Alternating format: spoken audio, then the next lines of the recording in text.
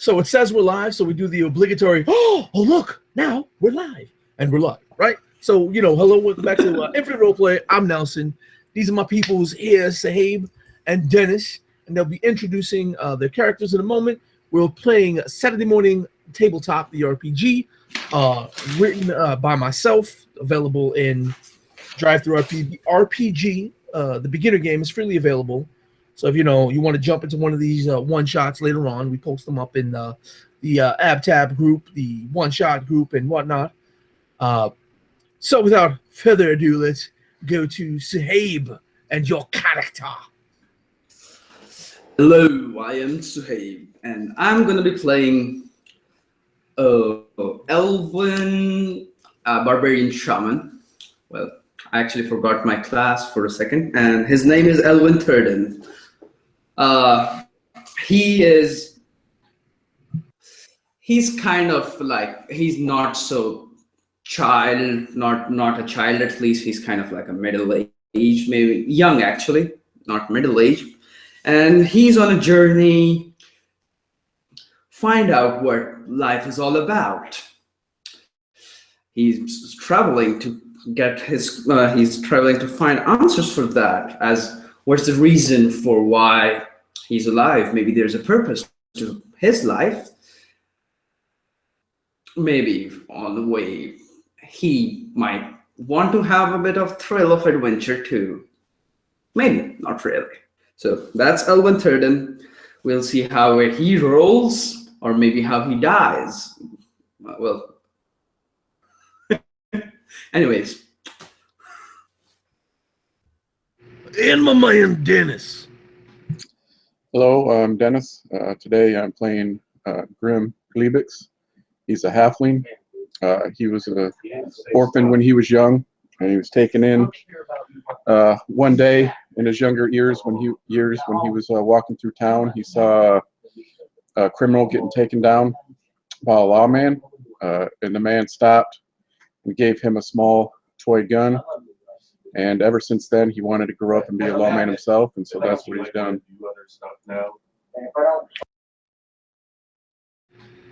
So, holy cow, my brain just shut down for a hot second. But moving right along. You two have been sailing the sort of southern coasts of the continent of Abadu. Traveling from town to town in search of need from the people, in case they need any lawmen or strong individuals. And one stop that must be made in the trek is at the island of Trelane. And you make port in the only major town in Trelane, called Trelane. And after making port, of course, like most individuals, you visit the local tavern, sit down, maybe have a few drinks and some food. And there's a bit of a buzz going around. There's rumors that the locals, the uncivilized locals that they trade with from time to time, are mentioning these giant birds that they call Thunderbirds or storm birds, that they're wreaking havoc, and some villages are receiving refugees from other villages. But these can only be rumors as far as some of the denizens are concerned, since Chilean is a very small island, and they don't really believe how these so-called Thunderbirds can go by unnoticed in such a small island. But there is a sort of small, short, squirrely human man who seems to be just going from table to table, table to table. Eventually, he gets to your table and he's like, "Oh, hello, fellas. It's a pleasure to meet you. My name is Terence Thomas the Sixth." Elwin. I am Elwin. Have pleasure to meet you. And I'm called Grim. How can we help you today? Elwin and Grim, you say. He fiddles around and in his jacket pockets and produces a roll of parchment, and he's trying to fiddle around for a gnomish device to write with, and eventually gets it. It's like, Elwin, okay, sort of scrawling the name on the paper. And it's Grim, you say? Grim. Pretty interesting name. Grim. I hope your outlooks aren't grim. Well, anyway, have you been hearing about these tales of Lord Thunderbird? Well, they did pique my interest for a bit. And as a traveler, I would really like to see them. But still, people say that they're really dangerous. Have they harmed anyone in the areas? Well. I've been trying to gather information, you see.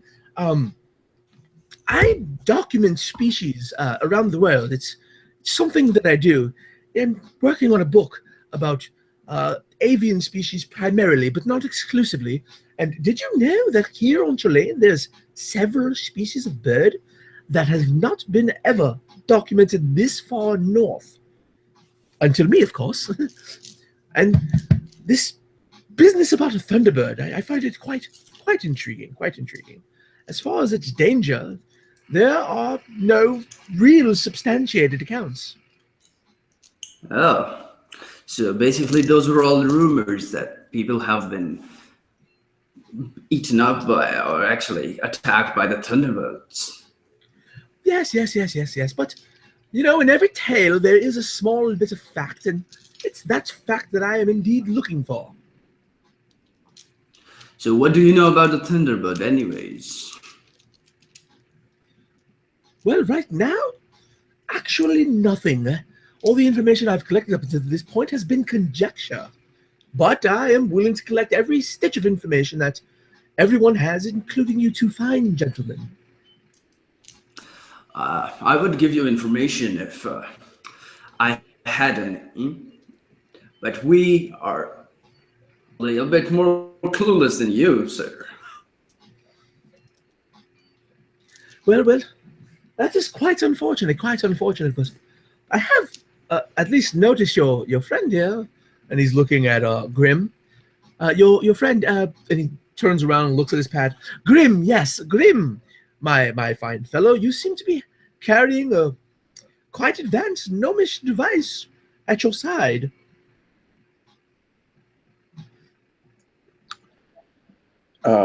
Grim will slide his hand down and pat it and goes, yeah, better hope you don't see it work, though. Well, it does sound like you don't carry that just to show, which is reassuring in a way. Well, you stay on the right side of the law, then we won't have no problems. Oh, most definitely. I am always on the correct side of the law of the land, in whichever land I find myself. I am by far not a troublemaker.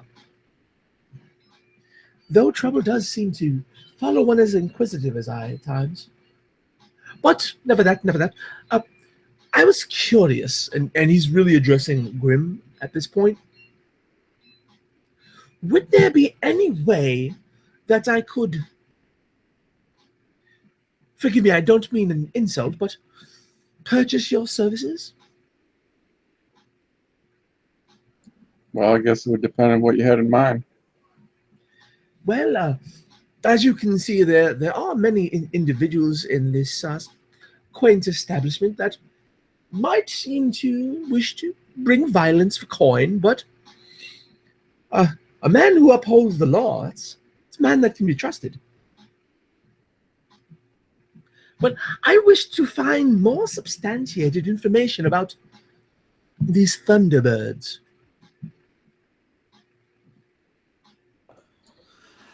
Well, So you oh, go ahead. go on. Grim just says, well, if the rumors are true and they are putting people in harm's way, that would be something worth looking into. Indeed. We must protect the local populace because unfortunately for them, they have not yet, well, let's say, opened themselves to the possibility of such magnificent devices as ours. And he's motioning to his little fountain pen that has several different gears and chambers. But still, you said you had conjectures about it. You probably have some information on these creatures. Before maybe you send us there, you'll tell us about them, as in what their habits may be, or like what they might look like, or what they might actually try to do to us. As you're speaking, he's nodding like furiously, like waves over. He waves over, some assistants. A barmaid comes and places a few drinks. Thank you. Just place it on my tab if you would be so kind. Yes, and he starts digging around in his coat pocket and then, like, the inside breast pocket of his vest, and he's starting to produce an unseemly amount of papers. Different and loose parchments. And he's quite unorganized, and he's spreading them on the table and sipping his drink. If we just right here on the all right, it was several days hence. Says they call them Thunderbirds because the sound of thunder ushers them forward, which I'm not sure exactly how I would, unless it is some sort of magical being, which is why indeed I would need protection. But that's that, and goes around digging amongst the other papers and whatnot. Oh, here. This is an account of alleged account of how one village received 24 refugees from 3 different villages in a single day. And why, that's a staggering amount considering how small the locals' villages are on this little island of Trelane. Okay, there's that. But I think I have a few more items. He starts searching through his papers once again. He goes, well, did you know that nutmeg, when used in the baking of cookies, is quite... But no, that's just pretend to what's going on. Forgive me.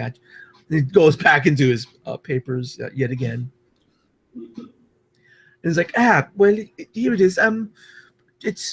This one is quite perplexing, as it seems that the account states that the aforementioned Thunderbirds have an intellect to them, or are being driven by a malicious intellect. Maybe it doesn't seem as if they're predatory, but malicious. Something I don't quite understand, but again, the expedition that we will undergo will, of course, either back this account up or debunk it as such. Give me a minute. I think this... Forgive me, I've been furiously taking notes, and unfortunately there are a lot of individuals here and a lot of rumors going around. I have yet to organize my notes and perhaps... Yeah, go ahead. Grim goes, so what you're saying is they don't seem to be acting by instinct, let's say hunger. They're actually just attacking these people for some other reason. Well, it seems that some of these, again, unsubstantiated accounts would infer as much.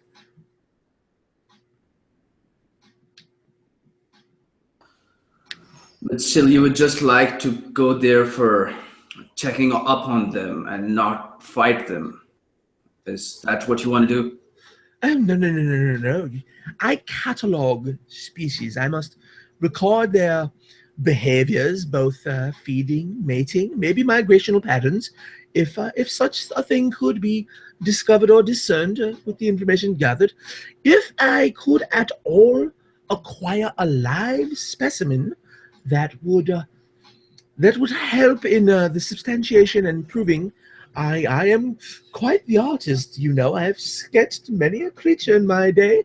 That if I could take a few moments to acquire the image of the creature and put it to paper, uh, rather than these parchments, it would be most exhilarating. Live specimen. That's like you are inviting trouble to yourself. You might maybe want to reconsider what you're planning. Well, that is why I spoke with your compatriot and wanted to acquire his services. If this bird is indeed as large as accounts say, it might be wise to have someone with skill in the device that uh hold on, starts scurrying around with his papers again. Grim, yes, the skills at which Grim would have with such a pistol.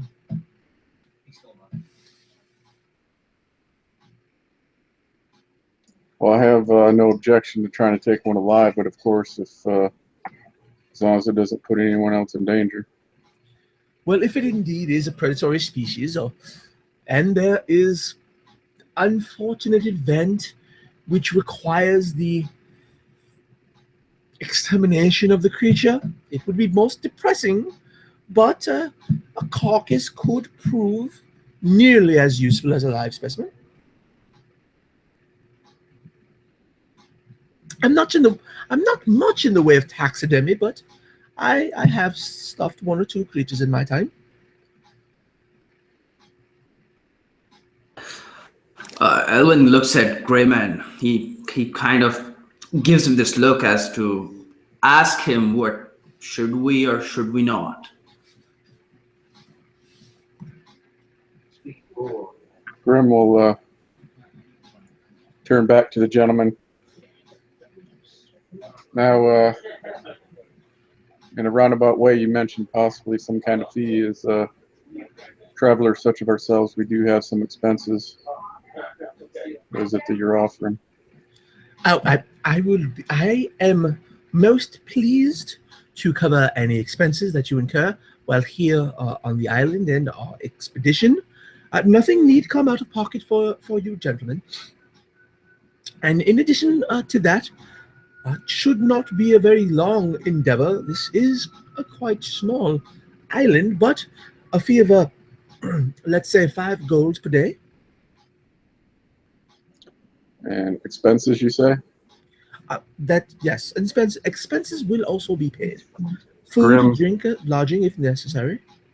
kind of leans around and lifts a hand and motions for one of the wait staff and goes, "Another round, please."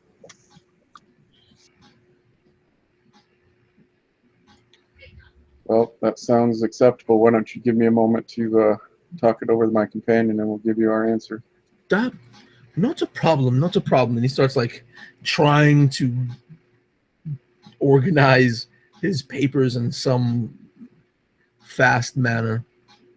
You know, and takes a fistful and stuffs it in one coat pocket and the other, and then a inside breast pocket, and then a waist pocket, and some he shoves in a little bag on his side. Have you seen my here it is. He grabs his little fountain pen, and he's sitting there with like his hands sort of folded after putting his fountain pen away, and he's just sort of like staring at you guys, shifting his head and his gaze and sipping his drink. Yeah, can you just give us a minute? And he kind of motions for the guy to back off. He looks behind him for a second, kind of oblivious to the motion. There's nobody, but, well, oh! Forgive me. Stands up, he kind of takes a few steps back, and he's rocking back on his heels and whatnot.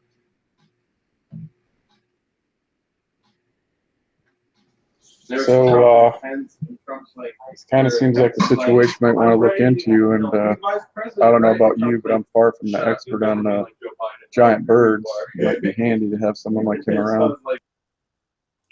Well, if I have not killed giant birds before, but finding new creatures, maybe that will help me understand life a bit more.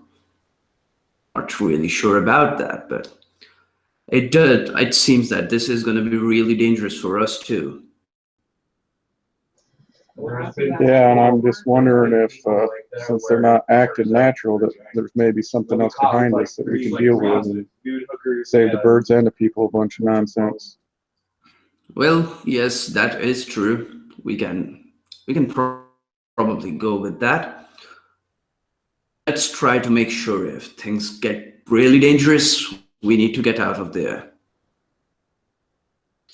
Agreed. We can't do anyone any good if we're 6 feet under. So Elvin nods to Grimm's suggestion, like, okay, we are good to go with the deal. It's gonna save us kind of expenses too, and probably a reward. That sounds interesting. Kind of, a bit, not a lot. So yeah, Elvin agrees to Grimm's idea of joining this person on an adventure. So Grim will lean back in his chair and look over to the gentleman, I believe it's Terrence was his name, at least the beginning part, and wave him over. We're in. Yeah, it's wonderful, wonderful. When can we be? When can we begin? I'm absolutely ecstatic. Well, why don't you give us a little bit to finish our drinks and our meal, and might have to need to get a few supplies. We'll give you that list if you can take care of that for us, and then we'll be ready to go. Oh, yes. He starts digging around in his pockets, and he's actually trying to look for a piece of paper that doesn't have anything written on it, or parchment, and it takes him a minute, and then he eventually finds one. He's like, yes? Well, first of all, if you're wanting to take one alive, if we can manage it, you're probably going to need some kind of net to bring it down and hold it, some kind of cage or something to keep it in. So you need to make sure you have those kind of things. He's like scrawling net. Well, of course. Rope, possibly. Just a rope. I'm going to just add in a rope. Rope. It's always nice to have a rope around. Cage.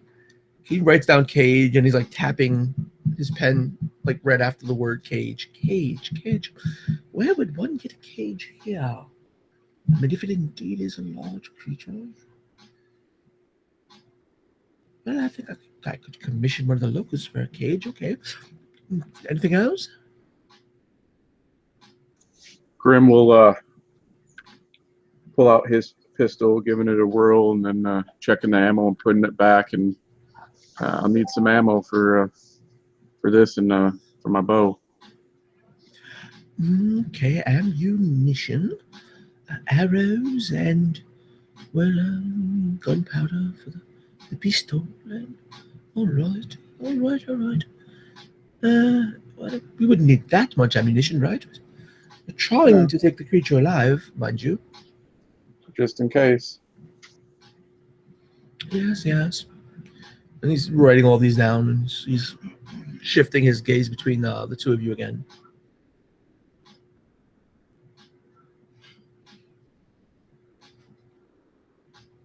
We have just about.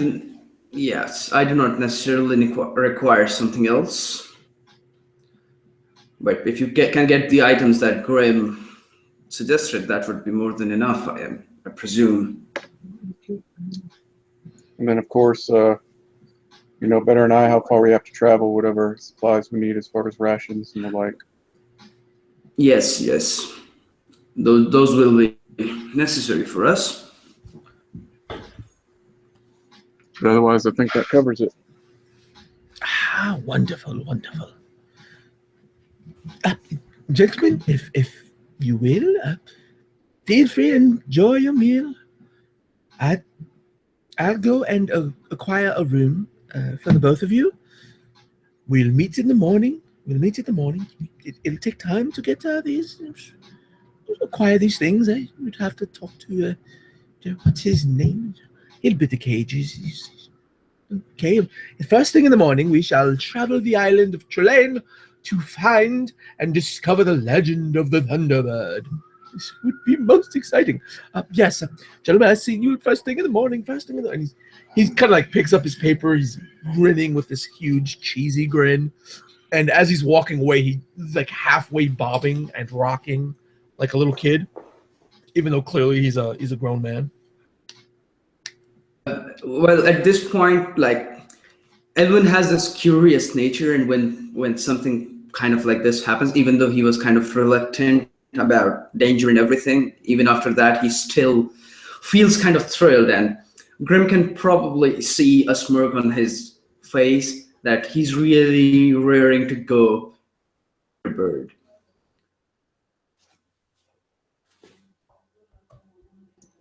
Grim will see the look and goes, "Well, you're probably right. This could be some fun. Should be interesting to get to the bottom of this mystery and learn about this new creature." Yes, I'm just really excited about meeting this new creature, to be honest. A bird which can possibly have thunder and maybe magic. The kind of creatures around here. It's just interesting. It just intrigues me. What else can be around this world? That's what traveling is all about. Discovering new things. I just hope they ain't as ornery as all the rumors say. Yeah. Then he'll return to eating his meal and drinking. And happily, Elwin drinks some, or whatever drink they're offering at that point. Yes, he can't really control his excitement at this point.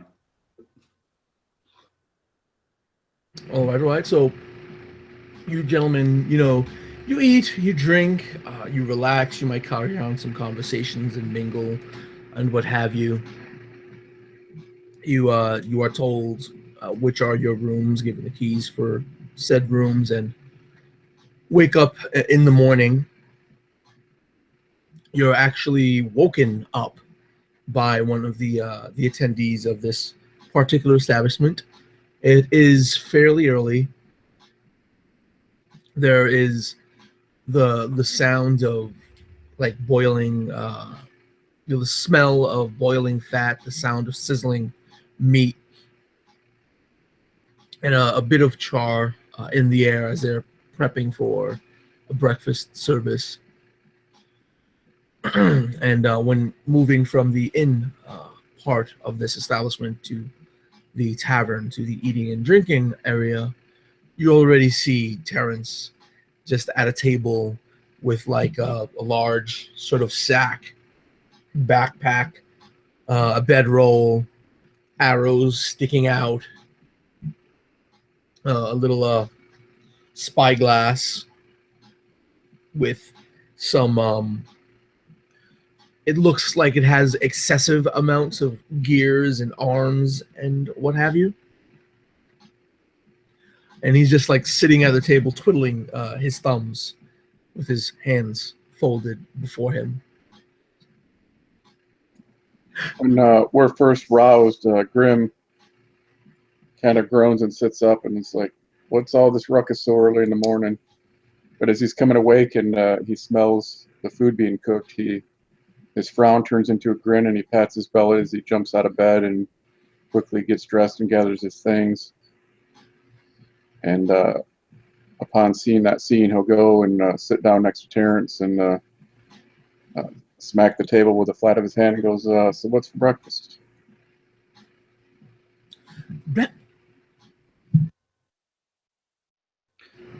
My mic is bugging out. Go ahead.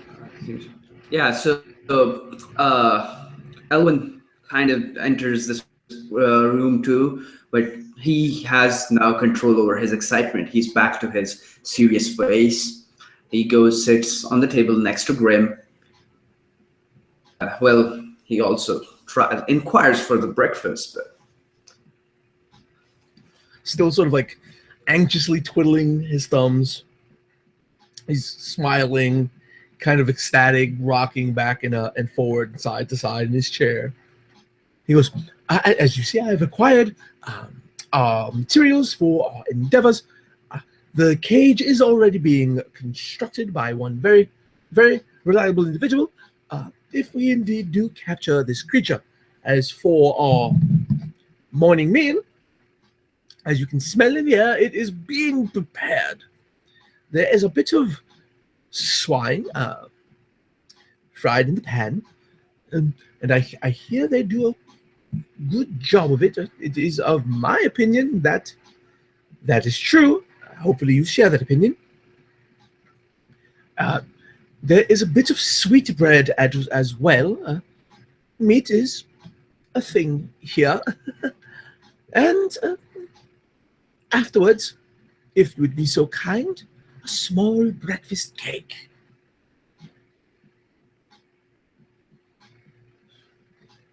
That sounds delicious.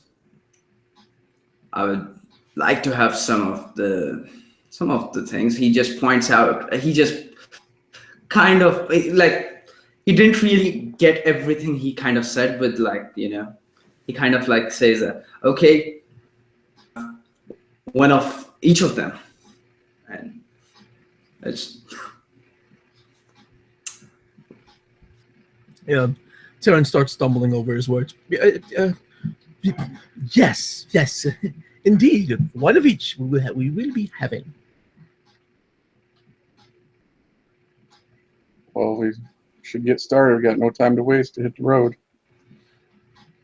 All right, woke up bright and early. Before the sun even, I should say. And of course, eventually they get done. They bring out the sweetbread and the fried pork, along with a flagon of a citric beverage. After you gentlemen all get done eating that, they do have take your plates and come back with a very small, like bite-sized cake, and that tastes of citrus as well. So after eating everything, Elvin is kind of like eating all of this new kind of food, traveling like here. This is actually quite good. Like he didn't really like choice of eating. He's just like he just picked up everything without any specific order, tried everything, and like it's just new taste to him. He's just intrigued by that, not by how good it might be. Maybe in comparison it might not be that good, but he just liked it because it tasted different, and it kind of was, I guess, to his taste. Grim goes through his food like a buzzsaw.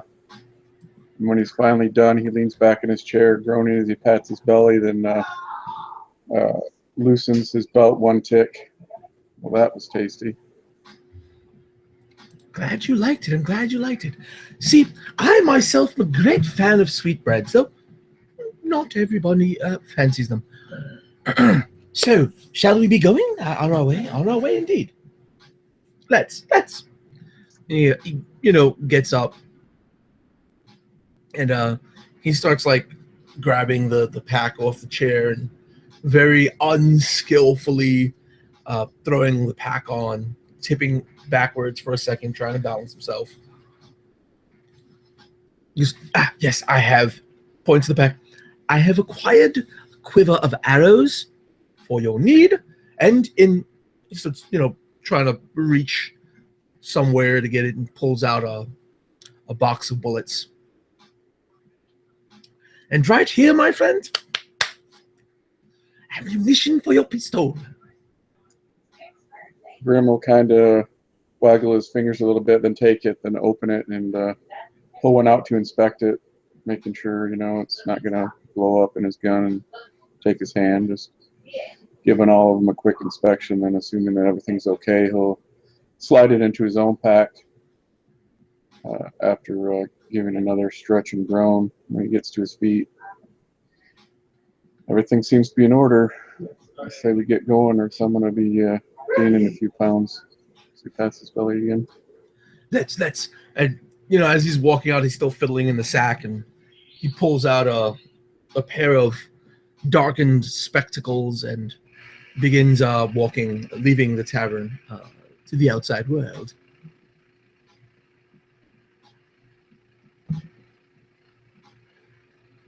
Well, Elvin is pretty much ready. He gets up, he puts on his cloak, he tightens his belt, kind of like taps his hand around everywhere. Like he just has that bag. He wants to confirm that he has bag. Elvin isn't really carrying any weapon.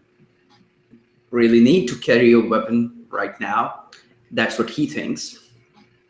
He can take care of himself without weapons for now. So yeah, he just gets up and tells Grim, are you ready? Grim nods and say, time to hit the road. So everyone's leaving. You, of course, Trelane is not a very big town. It's, for the most part, simply a stopping point for many travelers and sailors as they're moving from the Isles of Virgo upwards to the coasts of the western coasts of Abydos. While you're traveling, Terrence can't seem to stay quiet. He's rattling off facts about little animals and birds, migratory patterns, and then he starts trailing off into a conversation about he's read about addressing Alwyn. He's read about your kind.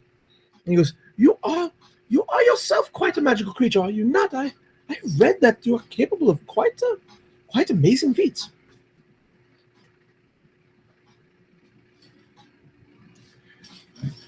Well, really, what did you read? He turns back to you. Well, I read that. Forgive me for stating this as matter of factly, but I have read that Moonglade wanderers can step into and out of shadows, transporting themselves a rather bit of distance. Well, that's not incorrect. We can. Shadows it's like our playing ground. Amazing. We live in them. Absolutely amazing. And you do this with no training in any sort of arcane art? Elvin gives like kind of a I'll leave that to your imagination. Oh, you mischievous thing, you. Yes, well, and as you guys are walking, Terrence stops. He goes, oh, if you would be so kind to indulge me, if tilt this way, just pardon me, let me through, I'll show you. And he's starting to pull some like bushes back. And you guys see what looks like a ritualistic sort of site. It's not very large. It's maybe 2 feet by 2 feet, in its dimensions. If you look here, I have yet to discover what tribe does this. Apparently no one in Trelane knows either, which is most curious. But this is how I discovered some of the species in which I mentioned in our first interlude. Here, if you look, is the skull of, well, right there. Just, no, right? Yes, right there. And he starts pointing out the skulls and he's rattling off like overly complex scientifical names that make almost no sense to any of you. He's speaking in the common tongue, but it doesn't sound like he is. and he's pointing out other things, and the the little the little ritual site has got like bird skulls, smaller bird skulls. It's got bones of animals of varying sizes, and there's feathers decorated through it as well. Elwin kind of looks to what he's saying. He just observes this area. He looks at these birds. Maybe he has seen, but he doubts that he knows what this is. It's kind of a new thing to him. So he just asks him, "Do you know what? Well, this place does look like a strange, like a ritual place. So do you know what rituals might have been done that? Like, do you like have an idea of that?" Unfortunately, I am not a theologian. I do not study ritual as much as I study the life forms of Gemini. Well, it would have been great to know that about these things, but I do, however, find it perplexing that they would take. If you look again, I am an amateur artist. If you look at the design of the layout, it seems that they took quite care to make this as small as possible. maybe it belonged to some kind of gnome creature or some other small creature. Maybe they're the ones who. It was their race who did this. It could be possible, though I do not know of any gnomes or indeed halflings that are indigenous to Trelane. That would be quite the find, though. Yeah, it would be indeed. And the skulls that are there, like, are the animal skulls? Yeah, all of them are skulls of animals. Like, can I try to recognize what animal they belong to? Well, there are some small sort of. I guess if you knew about animals, if you had like knowledge of nature. Nah, I do not have as much, but I can try because I was in nature for a while. All right, go ahead, roll it. Okay, so a 15 on the die, and right. That's good enough. It's not that hard to figure out. oh, okay. Yeah, you can notice maybe not the specific genus, but there are some small feline skulls from some wild cats. There are one or two very small rodent-like skulls, and there are a few avian skulls as well. And mixed in, of course, are like maybe the cats, the felines, leg bones. There are different rib bones, and one or two bones of what seem to be humans, or humanoid. Elvin, with knowing that like these things, he just mumbles to himself. Maybe if Grim is standing nearby, he'd probably hear it. He just says like, "I wonder what kind of rituals were performed here." For his part, while Terrence is speaking, Grim nods as if he's listening, but he's really just kind of looking around in the area that they're in to see if, just to make sure that no one's watching them or no one's around, any signs like that. Elwin inquires that it's the birds. How far away are they from here? Thunderbirds? I don't know. This is why we are on this expedition, my friend. To gather Well, any that substantiated proof of the Thunderbird existence. well, I thought at least you would know some area for where they might be. Well, there are Well, again reports, rumors, unsubstantiated, unverified reports that in some of the local villages that they have received a number of refugees due to the attacks of this creature. If we were to head to one of those, I would suppose we may be able to garner some more information.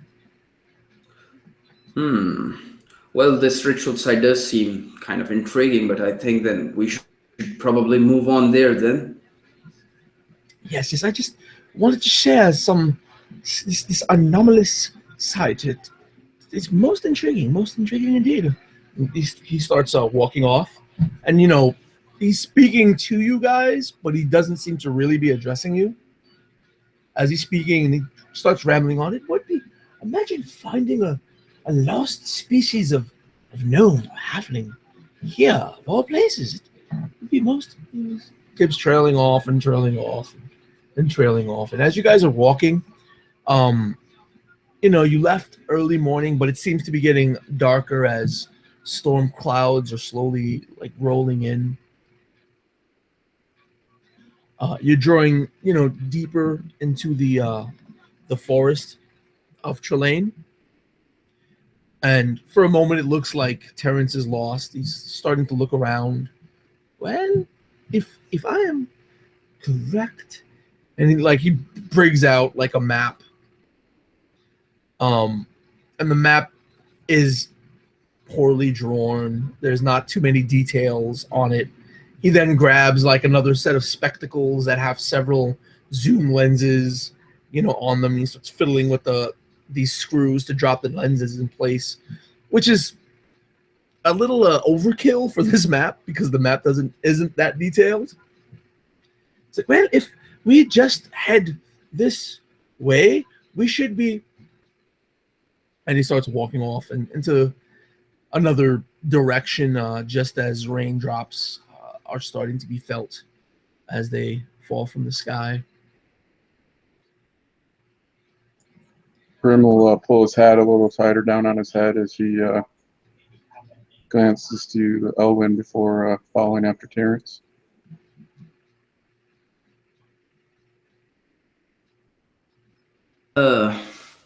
Elwyn just because of the lack of information, Elwyn kind of feels like anything can happen at any moment with a guy like that who's just going on ahead with his instinct. Elwyn has kind of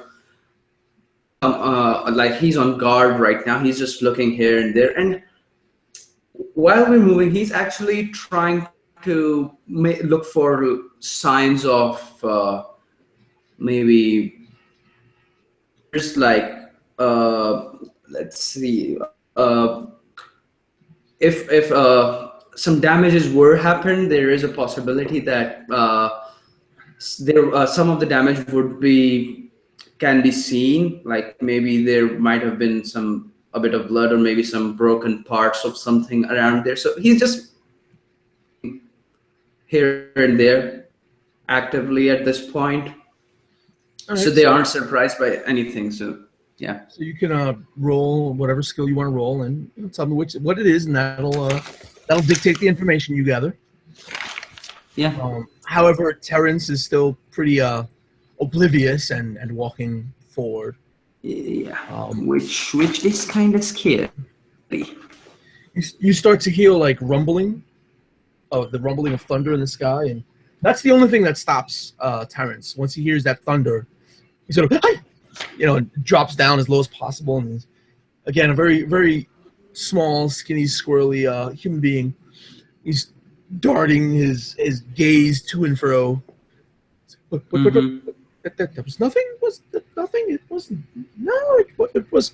I'm not looking up. I'm not going to look up. I'm going to go by this tree here. And what did you guys get 12 on perception. total? Yeah, total 12. I only got 11 on perception. All right. As far as like what's going on, the one thing that's easy to see is it must be like one of the storm clouds, or you can't tell whether it is or isn't. But there's a a shadow that passes over the area that you're in, and you hear Terrence, "Gentlemen, shall we proceed?" Elvin just nods to him like, yes. And again, Like you hear the rumble of thunder. at this point, Elvin kind of knows that there's no stopping him. He's just gonna keep on moving forward, and we are the ones who have to kind of keep up with that guy. His excitement might possibly. So Elvin is now active and trying to keep up with that guy, so something bad doesn't happen. The sky is starting to grow a little, even darker. The rain is falling just a little bit faster, a little bit harder. Terrence is walking. He seems a lot less careless. Like he's walking from one tree to the next tree now, and it looks like he wants to look up. Like his head kind of tilts up, but then he faces down while he's doing so. And every time there is the roll of thunder, he jumps, he jerks. He's obviously nervous, but he presses on, and eventually the forest begins to clear a bit, and you guys are feeling the rain even heavier than before since there's no protection of the canopy of the trees, and there is like this little village, and there's lightning in the sky, and it seems like the lightning is streaming down straight into this small village. And at that point, Terrence becomes so shaken. He's like, I'm not. There's the village.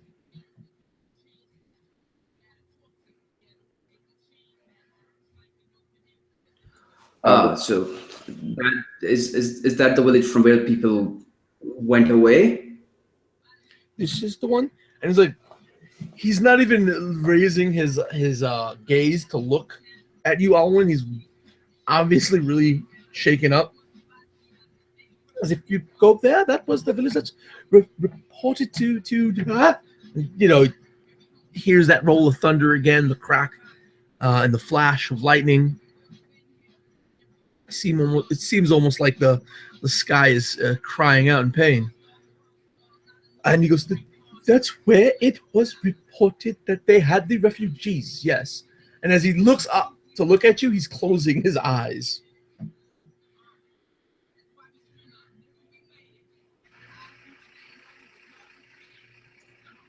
Grim reaches up, grabbing the rim to his hat as he gazes up, closing one eye against the rain as he looks to the sky, and then he looks back down to Terrence.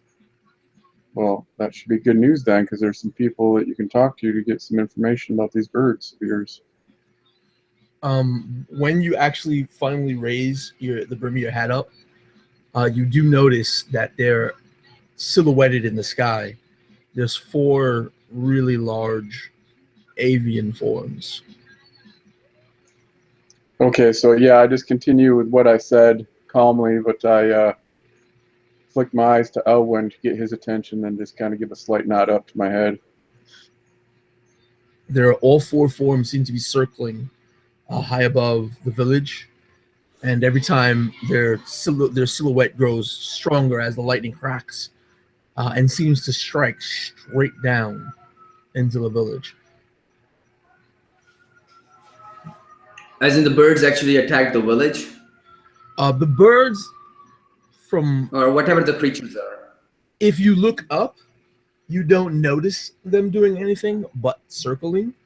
Yeah. But it does seem like the lightning is coming, it's coming down, and it seems to be coming down periodically within the village. So he kind of tells, what should we do about that? He just looks up, kind of like is double-minded about attacking or not attacking, because attacking at this point also seems like a good solution with the thunder. Is thunder actually hitting the village, like, or do we see it as if like the thunder is damaging the village? It looks like you guys are just at the tree line right now. Yeah. But it looks like it's coming straight down into the village. Elvin suggests that we should probably get a bit closer to the village, because if we are looking from kind of far, it might look like it's hitting the village, but it might not. So just that.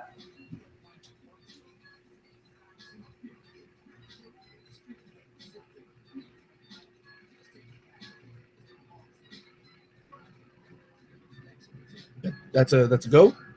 Yep, Grim would agree that we need to get to that village, see what's going on. So you guys are starting to head towards the village, and as you're drawing closer, you do manage to see it in the distance. Terrence is terrified, and he's like, instead of leading the way, he's kind of creeping behind you. And again, he's like he looks. It's obvious that he wants to look up, but he's still like, every time he raises his head, he's kind of like looking straight at the floor, or he closes his eyes quite a lot. And he's like, there's what we have to. Why is there lightning? You know, when he's starting to ramble on, and it's quite evident that his increased rate of speech is to comfort himself. But you can see in the distance, as you draw closer to the village, what looks to be you see it in a flash. There seems to be something pretty small that disappears, and the place that it was, the small thing was atop what looks like a corpse. There's a body laying face down in the grass. About how far away was it? Maybe 40 feet. It's just outside the village. Yeah, so seeing that, Grim will slap one hat on his hat to keep it down as he begins running over to the body to check it out.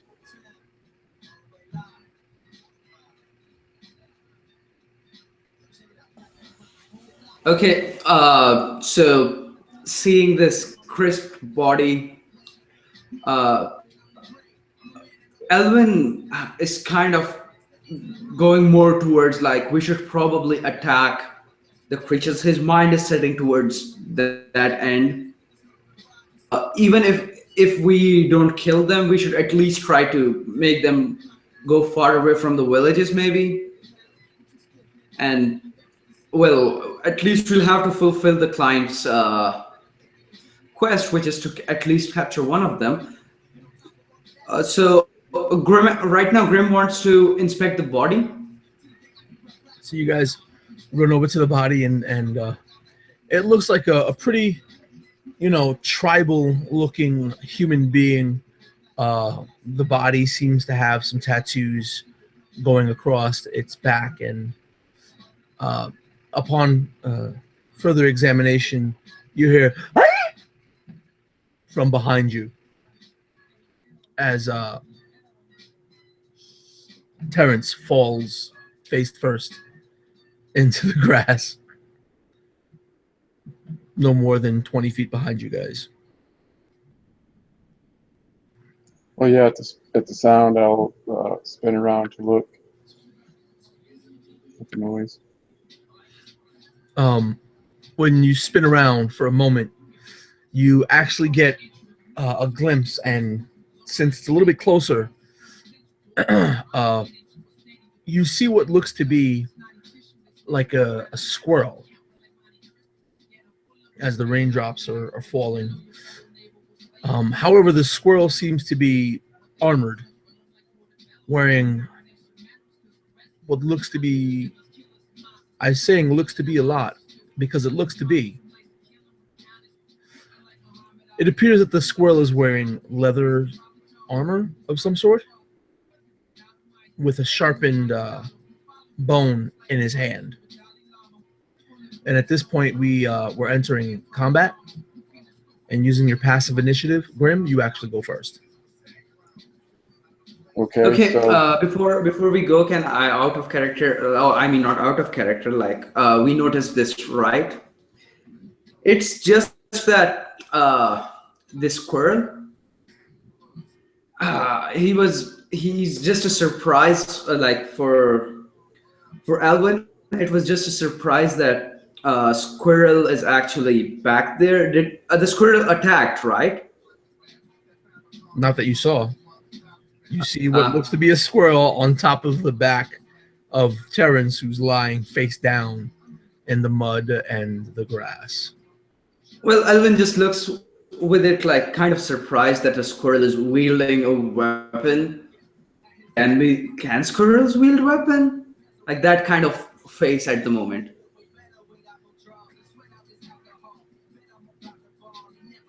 you said it was holding some kind of bone weapon. Yeah, it's holding a bone that looks to be sharpened on one edge, almost like a sword. Can I tell if it's tasted blood? Does it have blood on it that I can tell, or? I mean, at a glimpse, it's really hard to tell because it is. Yeah, I figured. Okay, yeah. It is storming right now. And if he stayed where we originally were at, they're about what, 40 feet away? 20.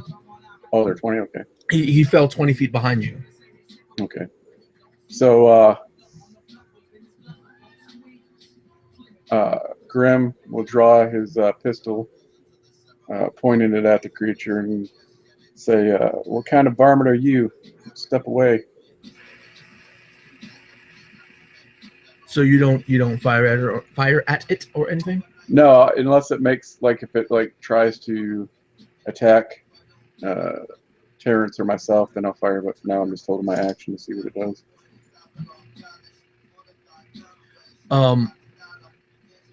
The squirrel disappears.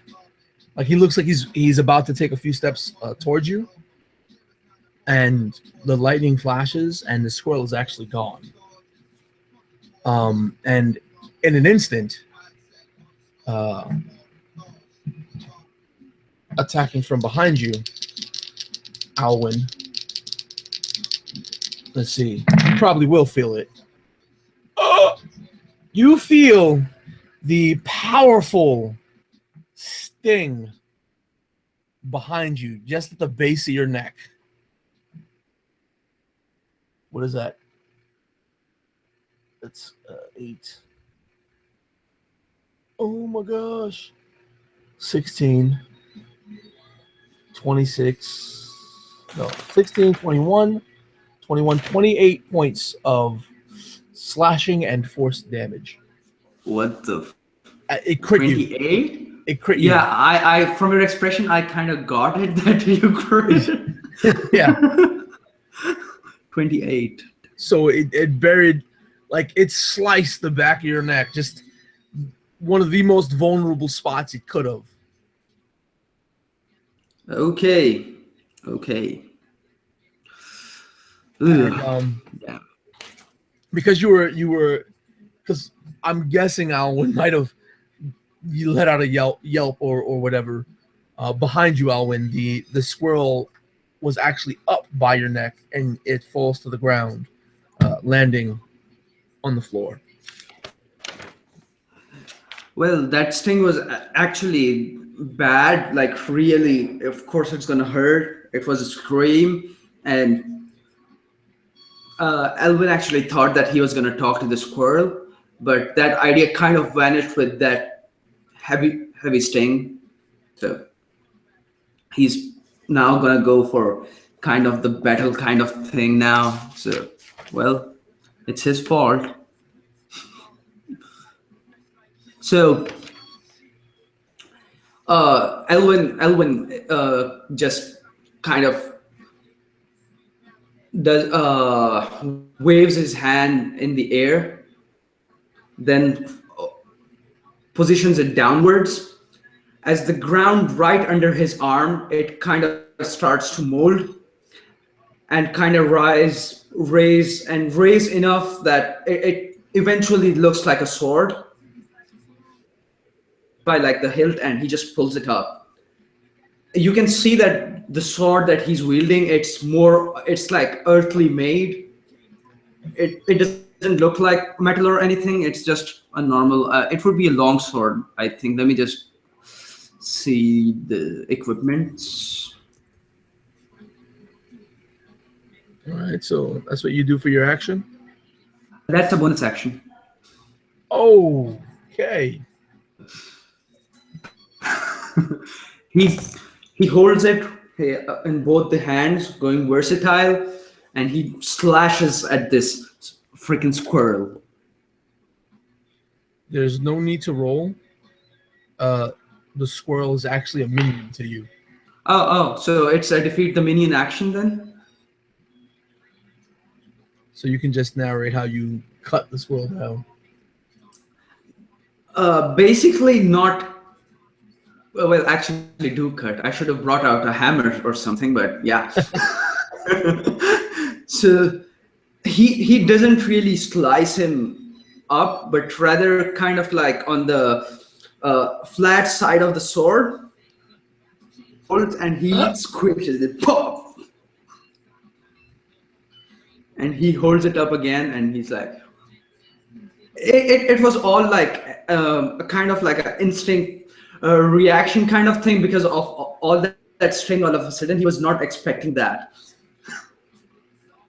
Yeah, that I know how many hit points you had. I know that hurt. But yeah, so now combat is over. What is it that you gentlemen are up to? You've got this body that you were looking at that was face first in the sort of grass and the mud, storming above head, and the person who hired you is lying face down in the grass and mud, not but 20 feet behind you. Elvin is still looking at the sword, the squished squirrel.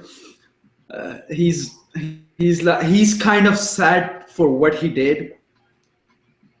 He's still like, okay, it happened, and then the sword kind of breaks apart in a bit, and it vanishes from his hand.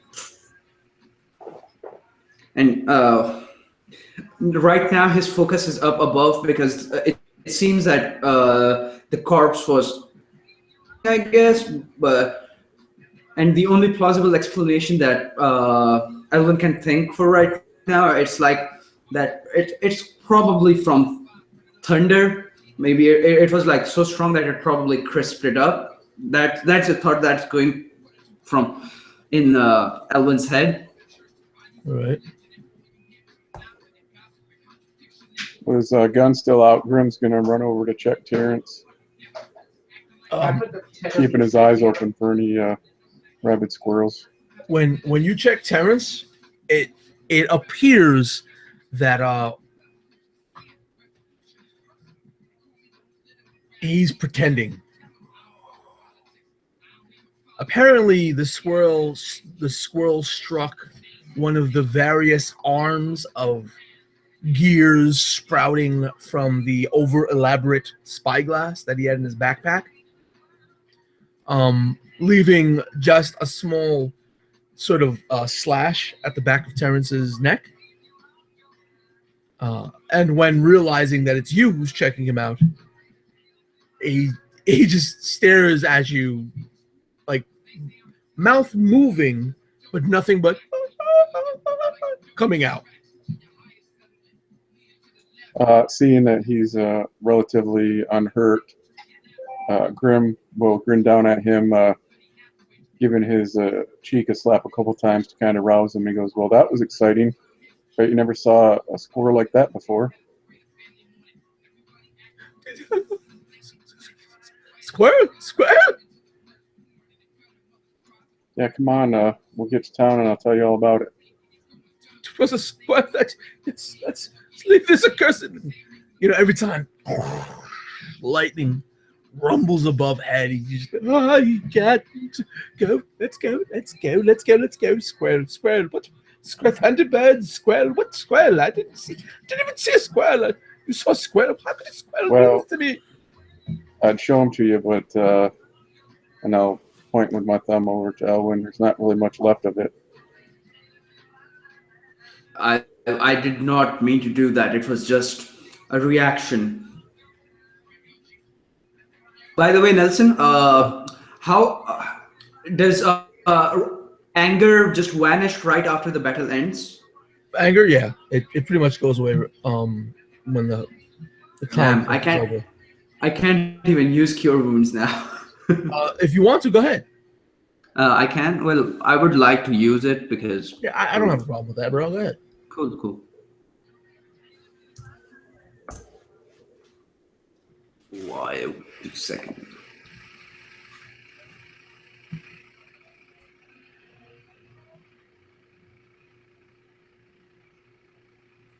Cure wounds 1d8. Well, at least it gave me some HP back.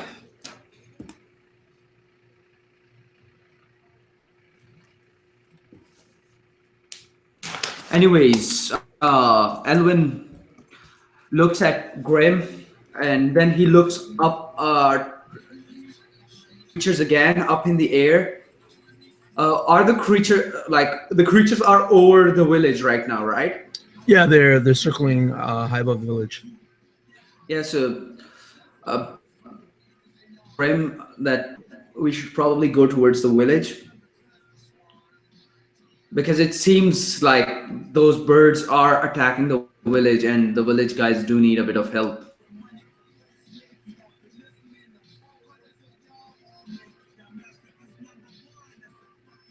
Like hearing you say this, Terrence is like, I'm not a coward. You see, we should be back with the.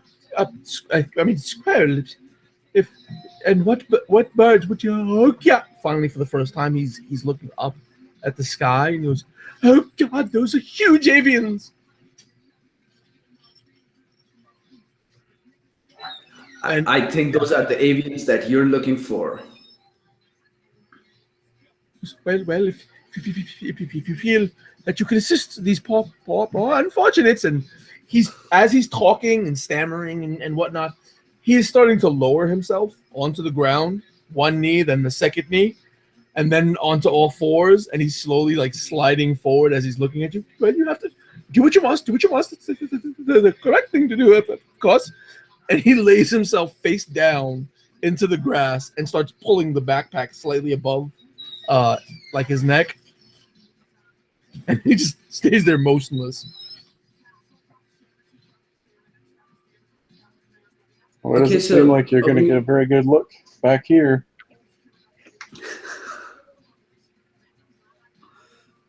You say that as he's talking into the grass. Well, it's your choice. You are missing them, and you see that look of excitement that was once seen before it was given. It's back on Elwyn's face as we are getting closer to the village. He tries to see how high these birds are. Grim will reach down and just kind of give the pack that Terrence is wearing a pat, and then he'll start moving over to Elwyn, and he'll raise a finger as they're walking to his neck and say, "Did that rabbit thing bite you? You gonna be all right?" Elwyn just kind of puts his hand on the neck as he brings it's a bit of bleed. He looks at Grim. I think I'm gonna be all right, but damn, that stinged. Yeah, that was something else. It's just unexpected. A squirrel actually wielding a weapon, wearing an armor. I wonder what else is around here. With the Thunderbird, with those birds up in the air, with the squirrels on the ground.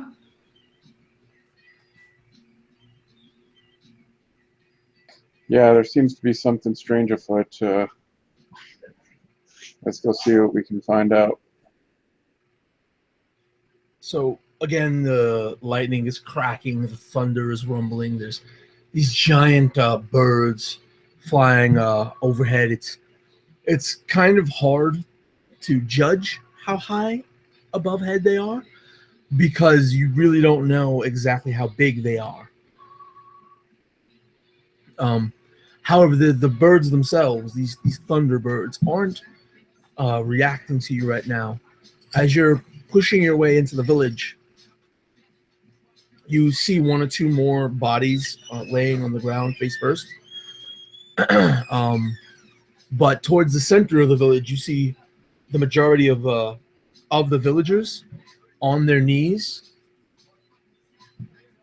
They seem to be tied to each other with a few dozen squirrels at their backs and a few dozen more squirrels like dancing almost in a rain dance around another figure who is doesn't look like they're any taller than you, Grim.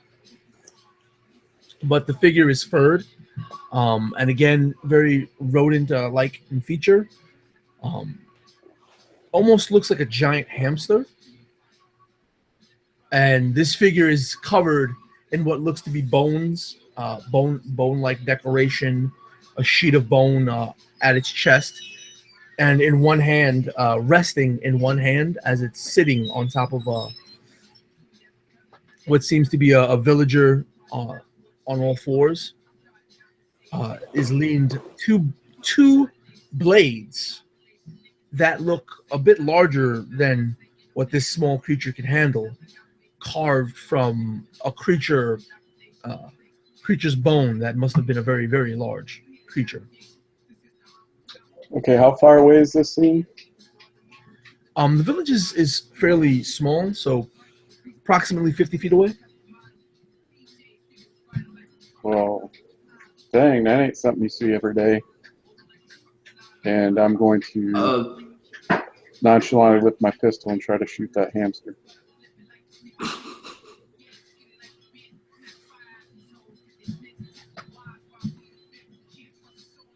Okay. If I can. Yeah. You get the surprise round. He's actually paying no attention to you guys. He looks more or less like he's staring up into the sky at the Thunderbirds. So would that give me some kind of a sneak attack bonus? Yeah, you could roll with advantage. Yeah. Not that I think you need it, but Well, you never know. right. And I got maneuvers I can use. Do I have to declare those first, or can I declare those after that hit? If they affect your attack, what maneuver would you like to use? Let's see. Like if it's relegated to movement, you can save that for later. But if it affects the attack, you'll declare it now. Yeah, I don't think there's anything.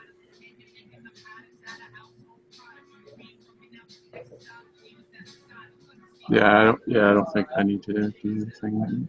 I'm in extra attack. Nah, I'll just go with it. So advantage. Let's see. Ugh. Still, I guess that's what 19. Yeah. What? Really? 19? Damn. Yeah, you hit. Okay, so that's 28.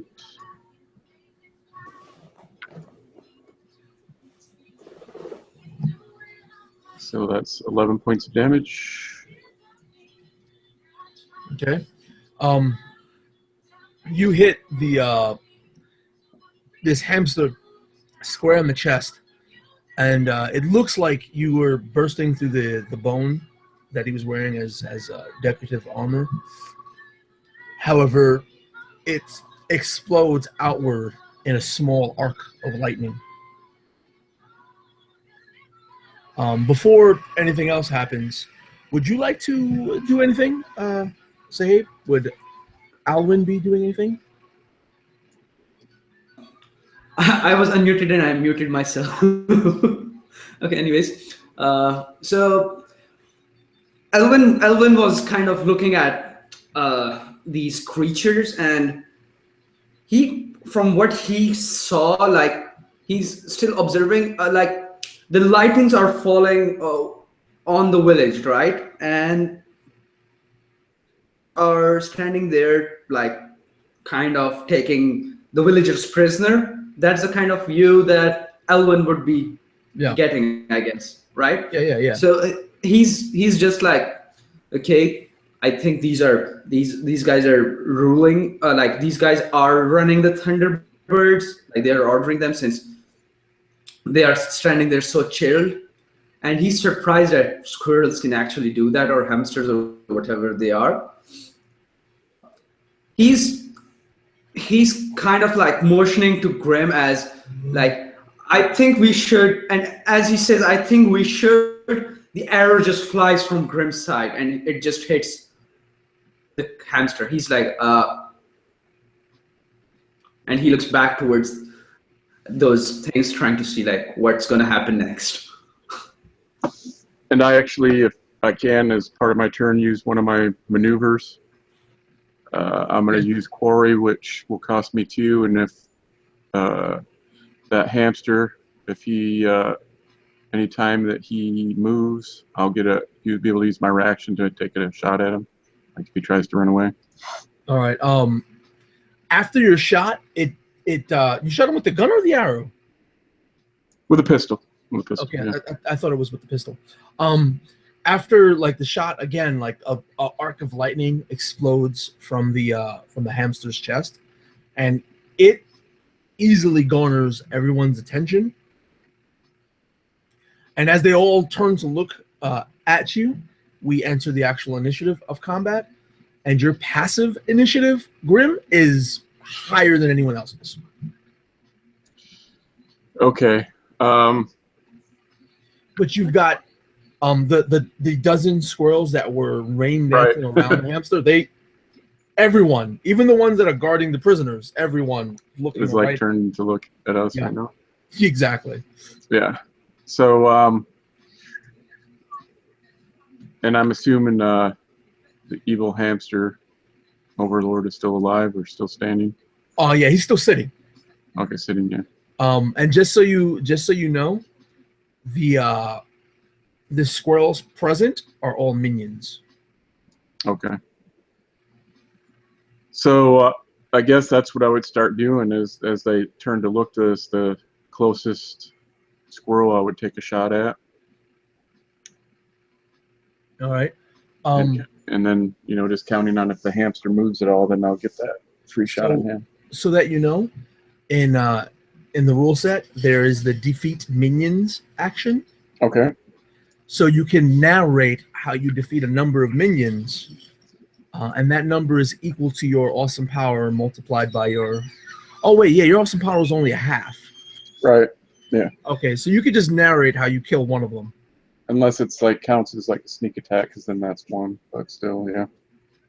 So, yeah, basically, as they all turn their attention to us, I'll snap the pistol to the one that's closest, without hesitation, pulling the trigger, shooting it right between the eyes. Even as it's flying back through the air, I'm going to, with my other hand, give Elwyn a shove and tell him he probably should get a move on. And then I'm going to run like through because it's like a village, right? I assume there's like huts or some kind of buildings, right? Yeah, there's a few huts. Yeah, so I'm going to run basically, like, because I'm so small, through his space, and when I do, I'm going to use my cunning action to hide and keep running to get to some cover, hidden. All right. So you're trying to hide and get some cover. Are you performing any of your maneuvers? Let's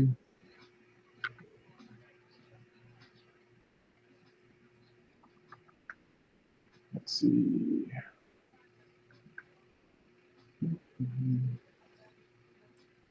You can tell as you're moving, the squirrels are starting to mobilize, so they're gonna go right after you. Yeah, that's what I figured. Yeah.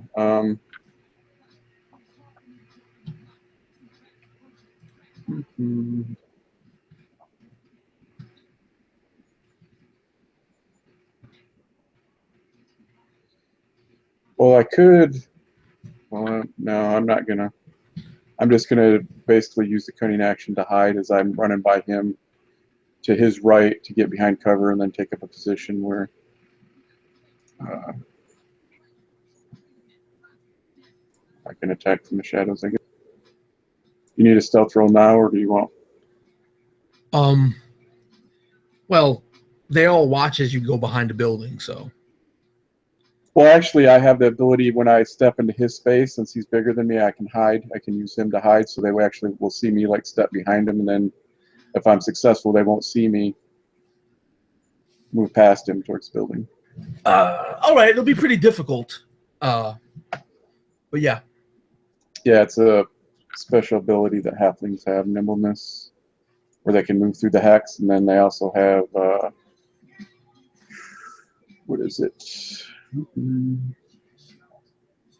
Sneaky SOB. You can hide when obscured by a creature larger than you. That's what I'm trying to do. Basically, I'm using him to cover and then hide, so it kind of looks like I'm hiding behind him, but then I'm moving, further on. You're using him as a decoy. Yeah. I didn't realize that at first. Yeah. It's very heroic. Very. Well, it actually is. I mean, it's going to give me some nice open shots as they're trying to chase him down. Okay. Oh, that's... So a nat 20. Good God, yeah, you're a total of... you're a ghost 27. in the storm. Yeah. You're a ghost in the storm. So they see me as I take the shot and kind of shove him to get him moving. I just continue moving forward and like step behind him. And then they don't see me as I'm kind of dumped down and just scurry to the corner of the building just to his right. So like as you disappear, the squirrels start to mobilize. They all form they all run up a bit and form a line in front of the hamster, reaching behind themselves.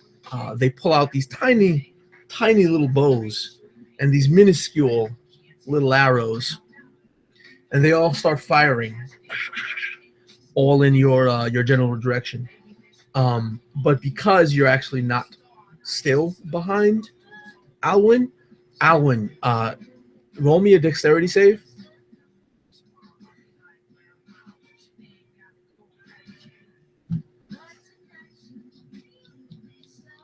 It's 6 on the roll. Okay, I don't think that's A good thing. Yeah. So, no wait, that's the platoon. That's the squad. You take 16 piercing damage. Ouch. As you take dozens of arrows. They're small arrows. But So he kind of looks like a porcupine. Yeah. Yeah, he's starting to look like Warpaint's effects are always active, right? Even if I'm not in rage, no, right? Warpaint's only active during a rage. Okay, I was just confirming that. So 16 points of damage. 16. How many arrows did I take? It only counts as one attack? No, but still, I'm just asking how many arrows did I take? Like Dozens. when you get dozens of small toothpicks. Yes. Dozens and dozens of small toothpicks. They were like machine gunning, like. Oh. But you do get to go now. So it was considered as one attack, so that would give me like one rage, or would that like kind of one rage or one anger? I'm sorry. Yeah. Damn. Oh, also defeat the minion. I kind of forgot. It's you defeat the amount of minions which is equal to awesome power multiplied by your heroic tier. At level 6, your tier is 3, and I don't know what your awesome power is.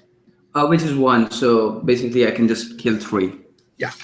Also, if I kind of like kill 3, does that also give me 3 anger plus? Yeah.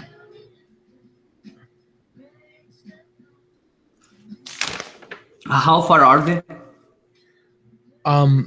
They were 50 feet from your current position, but they moved 10 feet up, so a total of 40 feet. So they're 40 feet away.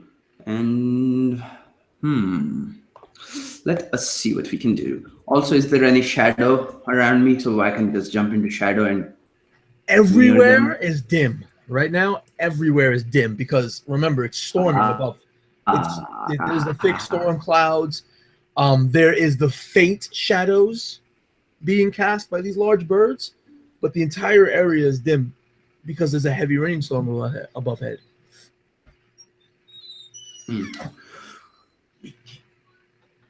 Well, I'm gonna come and get some sugar. Okay, so one of the. It's in the oven. Should I up my defense or should I attack? Well, let's see. Rage is not there, and so even though I'm at low HP, I'm just gonna go a bit before them. So I'm. What page was the weapons? Because I haven't played SMTT for a while. When requirement is like 1 higher than mine, then I can wield that weapon with like wield it in 2 hands without a disadvantage, right? Yeah, without penalty.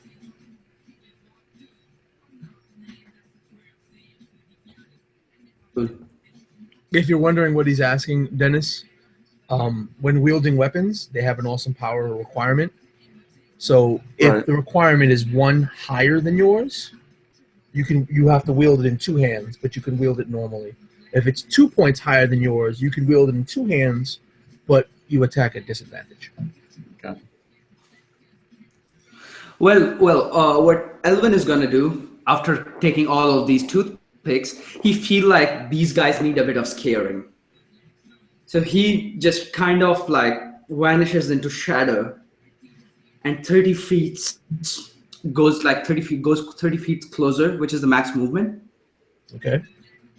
And as he's coming out, it's not just that he's appearing out of it. What happens is that first a kind of black mist starts to form around the area where he's appearing from. This and rises. What appears is like to the opponents, it seems like a kind of dark shadow is rising from the ground. What's actually happening is that Elvin has cast Armor of Abyss on himself, and he's just appearing out of the shadow, and the shadow is really dark right now. He has this, it's overflowing. And as he's coming out, you can see a really big hammer also forming out of the ground as he's appearing up. And he holds it with both his hands. All right. And he just say, you want a battle? I'll give you a battle. Yep, and that's punctuated by the rumble of thunder. And as you say that, right, the hamster that was sitting on the bowed body of this villager, he jets forward, and his mouth is gaped open like he's screaming, but you don't hear anything. And he jets forward with the 2 swords in one hand, and just before getting to you, flips one sword into his other hand, and then starts a flurry of attacks coming at your way. With my quarry, as soon as he moves, I get a reaction shot at him first. Sure.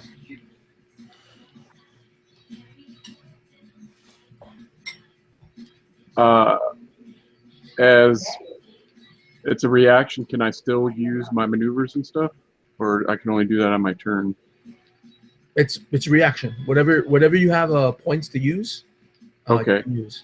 So there's a couple things that I'm going to do. Since I have sniper, I'm going to do the option where I get -5 to my skill, but +10 to damage. Okay. And then I'll be using the maneuver crippling shot, which if I hit, that will let's see, it will basically half his speed. Yeah.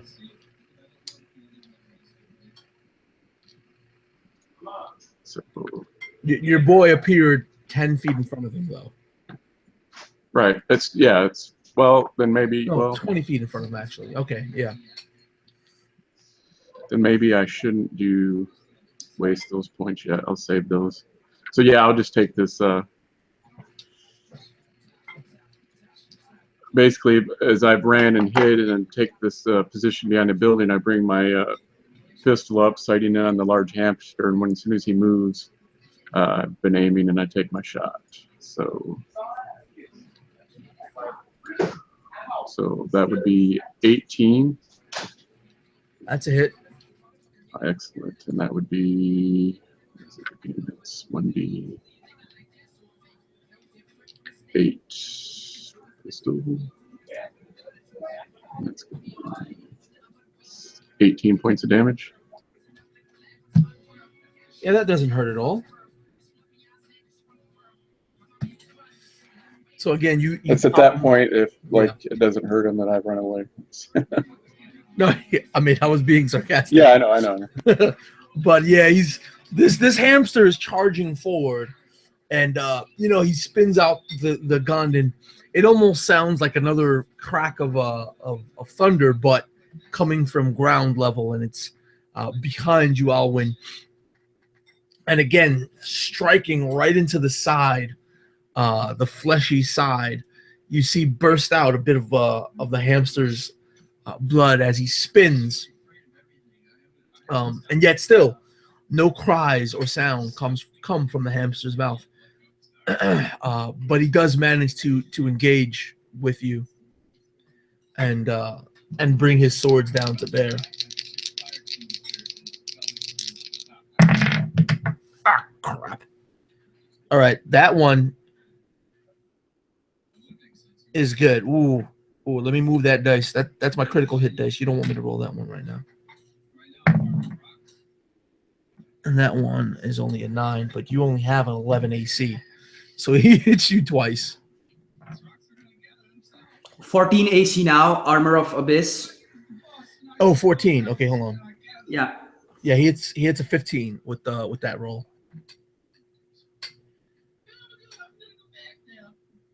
So he deals a total of 14 total points of slashing and lightning damage. As when he strikes you and draws the blade, as he's drawing the blade through your flesh, it's starting to spark and crackle with lightning. Elvin screams at that, like the shock, the feeling of shock. His sound kind of vibrates in a different way. It's like an uncontrolled scream, a really high-pitched one. And then he just gets his control back, I guess. It is Grim's turn, and Grim, you notice that when once the hamster charges in, all the knocked and drawn arrows of the group before, they relax and point their bows down. Well, I probably don't want to risk hitting their hamster overlord, probably, I guess. Oh, your position was definitely given away, but yeah.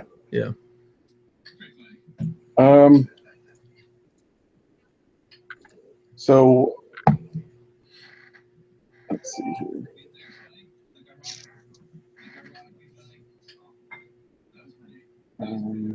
So they're engaged now, so it'd be what, disadvantage to fire at the hamster with him? Yeah. Or I can fire at the minion group. You did take the sniper feat, so Yeah. you could always do between heartbeats. Oh yeah, that's true too. I have a question. I don't think you rolled it because I don't see it on your screen. But when you damaged him with your quarry, he had already been damaged by you prior. Oh, okay. And lawmen have that feature bring down the big ones. Right. So yeah, that would have been 3 extra points of damage Okay. on that one. So this is what I think I'll do. I'm going to use. How many of these squirrels are left? Like There's a dozen plus. a dozen minus one with arrows pointed, and another dozen guarding prisoners. Well, I killed one, and didn't he kill 3 of the squirrels? No, he never. He chose to do the armor of the abyss. Oh, okay. I think I'm just going to take the chance and try to. So I'm going to get a little creative again here. I'm going to do my cunning action to hide, and I'm going to move to the other corner of the building, and I'm going to use. Where is it? I'll use the sniper again to take the -5 for the +10 damage. And I don't know if I want to use any of these other maneuvers. I think I want to save them for when I start dealing with the minions. So yeah, I'm just going to do that. I'll move, and since he's engaged, I would normally have advantage from hidden, but it's disadvantage, so it's just a straight roll with only a +6 because of the -5 for the extra. Come on, big money, no whammy. So that'd be 12. You notice like he's spinning around with his blades, and he flashes one blade behind himself and manages to like catch your bullet. Yeah. And it sparks and a bit of lightning. Are you finished with your turn?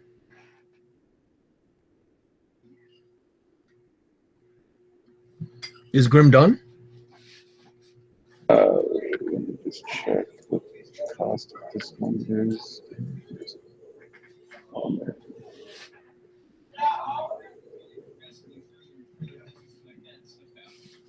Where is it?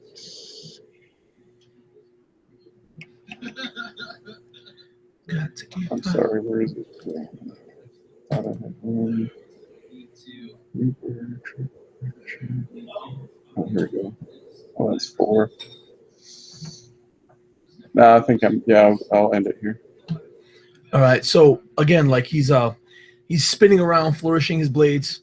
One manages to contact and deflect the bullet, and the other one, as he takes his legendary action, is 14. You said your AC was what now with the armor? It's 14. So he manages to hit you for another 7 points of slashing and lightning damage. Could you give me a second? I gotta go take a quick bio break. Yeah, I'm gonna take one as well. Then. Yeah. Yeah.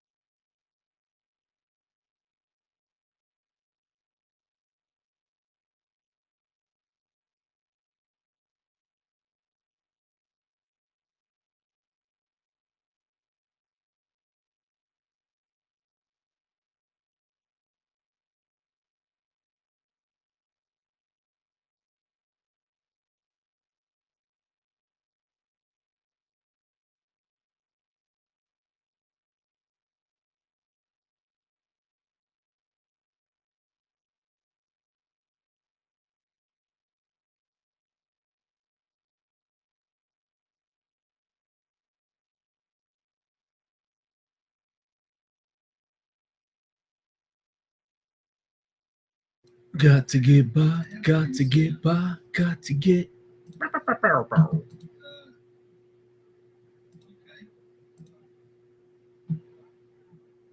Progressing to you. Sony crash fish. It is a very no. That is not what I'm clicking. What am I clicking?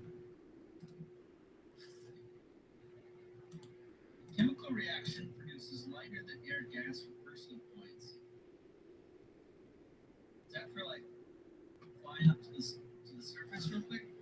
Got to get by, got to get by, got to get.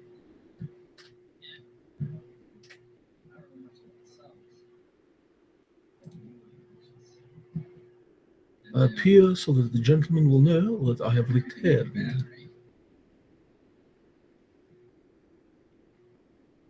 Need to those acid mushrooms that were down there.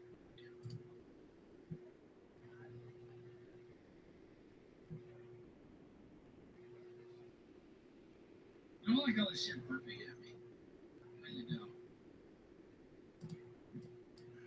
I'm gonna make a flashlight. I think I'm starting to get it, Steve. Slowly but surely. This game's still really fucking scary. Sometimes. Oh, It's not scary all the time. No, but it's still dude, really next scary. day. wait, hold on.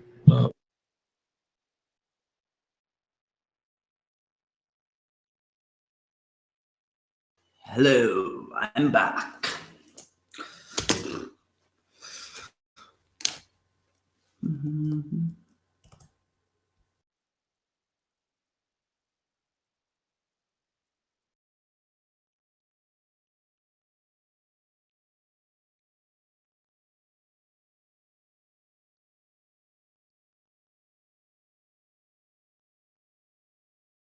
So what's up? So what is up, my dear friend Alwyn?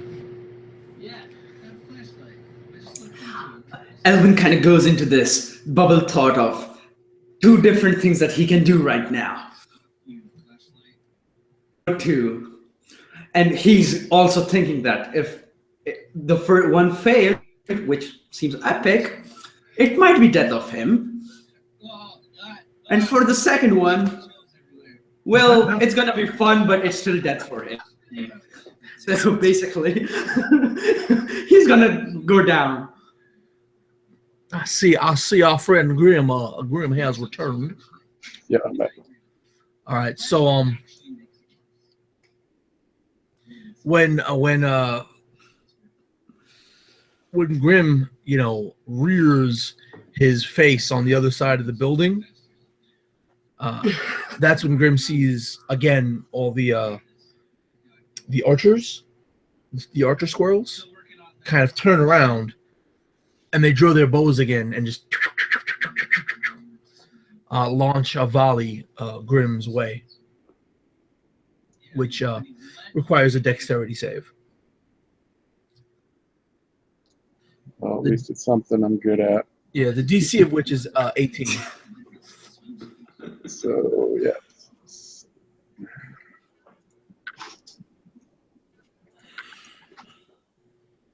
Definitely knows the difference in miles. In the right direction.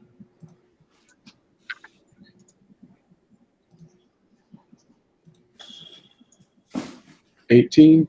Yeah. That's what I rolled, 18. So you only take half damage from the endless volley of these tiny little things. Yeah. So how much is the damage? 8. That's the half damage. Yeah, 8 points of piercing damage. So 18 is exactly what I needed. Yes. Thank It's goodness for right on the money. being small and agile. Yeah, and again the hamster is spinning around, sparking, like slashing his blades together, sparking lightning, and bringing another one of his attacks down to bear on your compatriot Alwyn, as he's taking his second legendary action. I had to show off.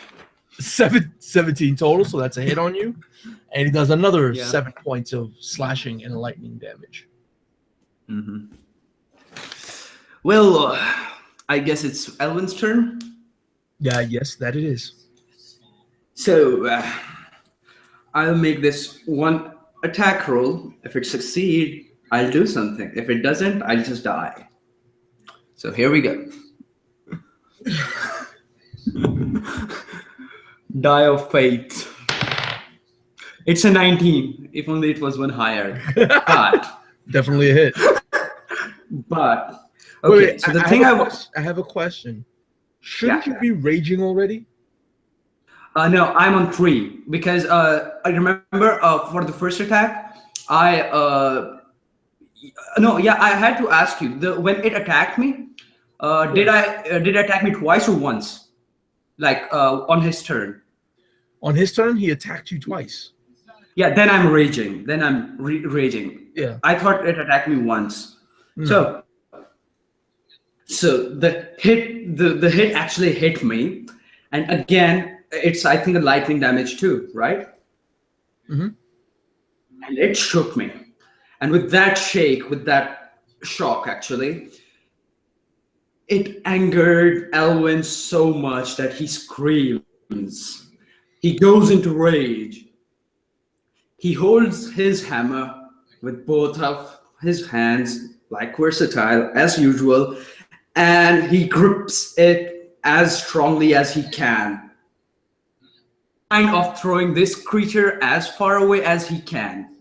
He's using forceful blow, and I'll do it does have the damage too, so I'll do it a bit later, I think. So the screen changes to kind of like this special attack screens from games in 2D from side as he holds this hammer and he just smashes him, boom, and you can see him going high, and then when in cartoons they go way too far away, a kind of shine appears. Boom.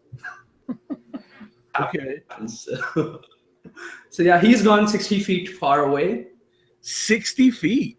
Yeah, because 3 is my modifier, and wow. Okay, yeah, you increased your strength. Would that trigger my quarry since he moved? No, he didn't move. He was moved. Well, it doesn't specify it has to be voluntary. It just says if he moves. And I still have weapon damage to calculate, I guess. What was that? I didn't hear you. Oh, weapon damage to calculate? Yes. That's 6, 6, 12, and 15 damage. 15 total? Yep. All right. Like, you knock him back and he goes rolling. Are you finished with your turn? Yeah. I mean, I used 1 fury, so that's like 2 rage. I'm at 2 rage now. But hey, all the rage taken nicely. So like, you knock him back, you crack him. As you do, it like, instead of loosing a tooth, it looses a large, oversized golden coin. So you get a golden coin of inspiration, and he starts rolling backwards, and he steadies himself, and he slides on his feet the rest of the way. And it's actually his turn now, and he just all out runs straight towards you. Again, his maw is like gaping. You know, the storm is just blaring, lightning falling down. It even looks like one of the lightning bolts almost hits him, and it doesn't even bother him. And he's running straight towards you, charging. And just as he gets, well, maybe not just as he gets to you, because someone has him as their quarry. Yes. So let's see. Big minor whammy. So that would be 14. So like you fire, but this one is a clear miss. Like he doesn't even deflect it. It's nowhere near him. But it actually is your turn as he manages to arrive, re-engaging himself with Alwyn. No, don't pick it up. Why are you always picking these fucking things up? Yeah, I was gonna start rolling down the minions, but I think I have to take a shot at him. Let's see. I'm gonna do do I got left? 6. So I'm at 4. Can I go this way? We're gonna go towards the big ship. Okay, we'll go towards the big ship. That.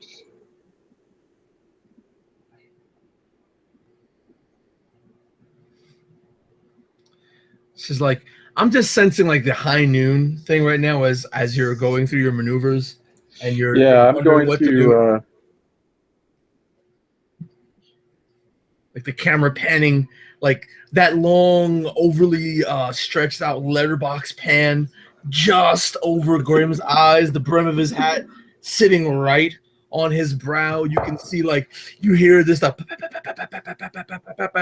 all the rain falling on the brim and then the water trickling off, you know, and then right before he acts, you just see like the one eye just sort of twitch just a little bit. Yeah, that's actually what I'm going to do. I'm going to use the sniper. I can probably only use it for one of the shots, but the one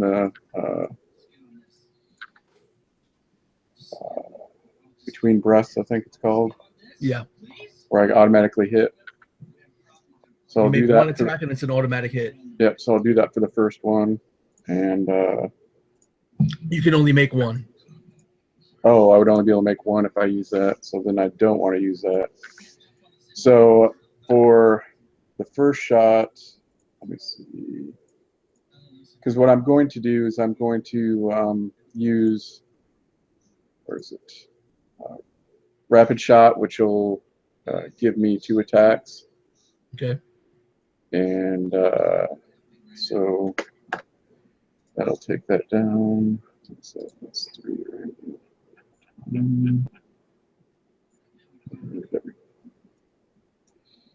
So I'll take the first shot, and it's just going to be a regular shot.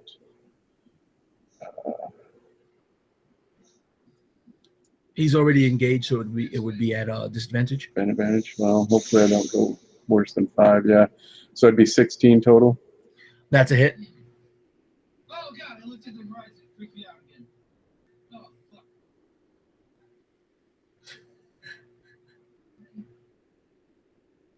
I'm on the ship.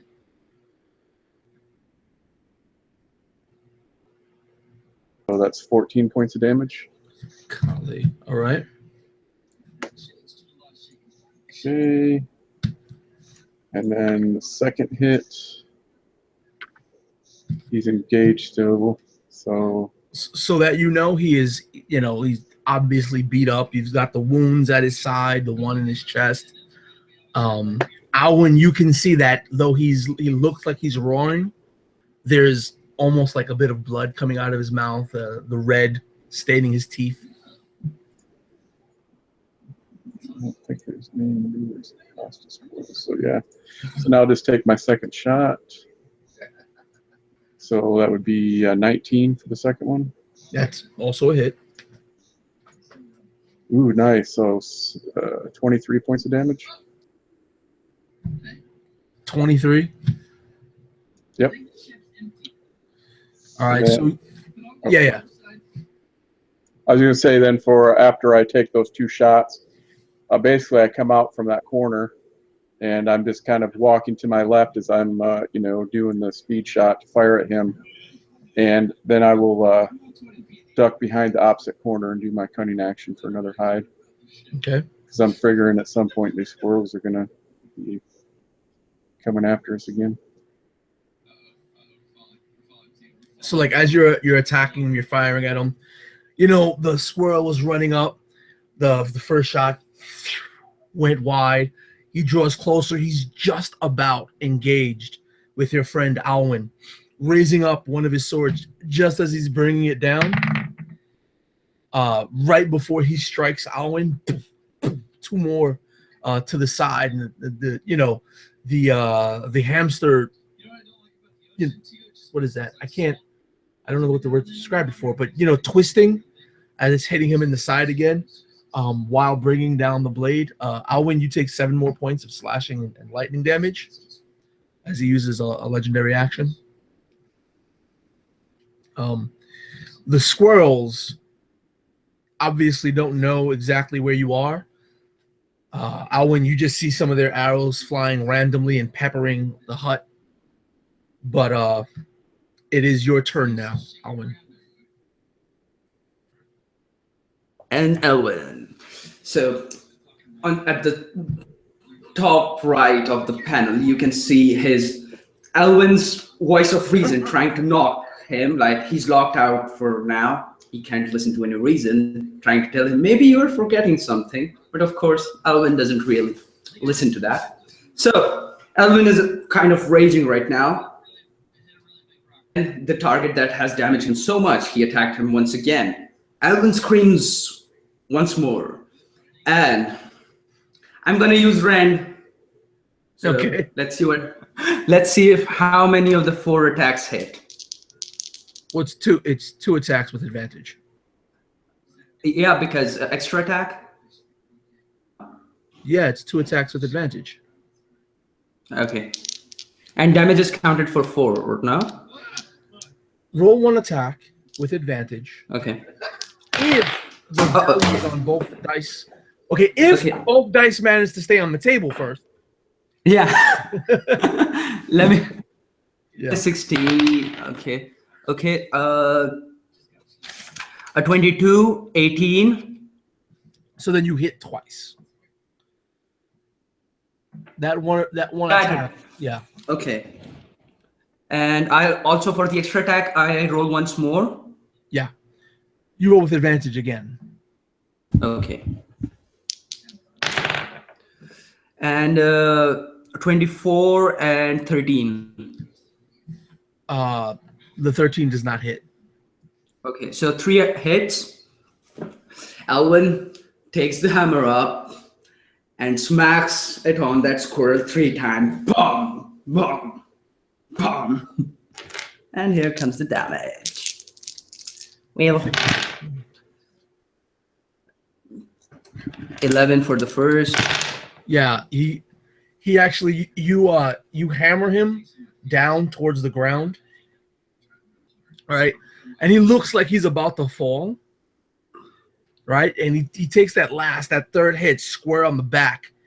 And you swear you felt him sink into the mud underfoot just a little bit. And there's sparks of lightning every time you're striking him, and he twists around.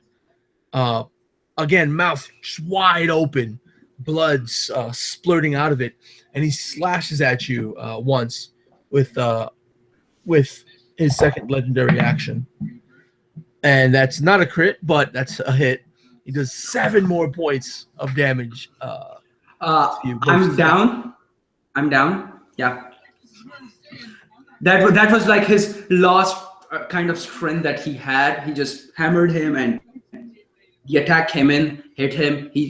The hammer, where it starts cracking. Like you can see the cracks, and the hammer bursts into pieces, like tiny pieces. It can't hurt anyone, and Elwin falls down right where he's standing. All right, so the for a moment it looks like the hamster is struggling to sort of get back up. That swipe was reactionary. You're down, but you're not down and out. And the hamster stands there for a minute, and he's twirling around,